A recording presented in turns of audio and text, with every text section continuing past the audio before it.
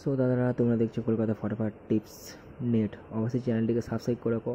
তো তোমরা দেখতেই পাচ্ছ 20 তারিখে কী গেম পাস হবে সেটাকে নিয়ে ভিডিও বানাচ্ছি, ঠিক আছে।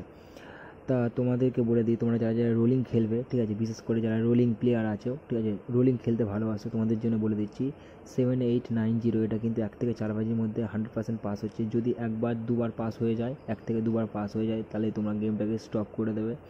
7890, ঠিক আছে, প্লে করবে 1 থেকে 4 বাজির মধ্যে। আর যদি এই সেটটা পাস না হয়, তাহলে দ্বিতীয় স্টেপটাকে নিয়ে তোমরা হচ্ছে 5 থেকে 8 বাজির মধ্যে প্লে করবে, ঠিক আছে। 1568 এই সেটটা তোমরা অবশ্যই হচ্ছে প্লে করবে। তাহলে যদি দুবার 4বার তোমরা যদি পেমেন্ট পেয়ে যাও, অর্থাৎ 4বার যদি পাস হয়ে যায়, তাহলে গেমটাকে টোটালি স্টপ করে দেবে, বন্ধ করে দেবে, ঠিক আছে।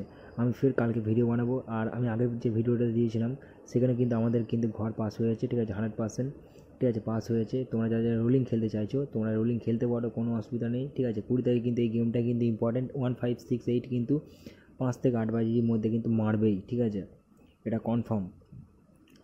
তা তোমাদেরকে সকলকে জানাই অসংখ্য ধন্যবাদ। আর অবশ্যই তোমরা এই চ্যানেলটিকে সাবস্ক্রাইব করে রাখো, কারণ পার ডে তোমাদের জন্য আমি ভিডিও বানাবো। Thanks for watching this video.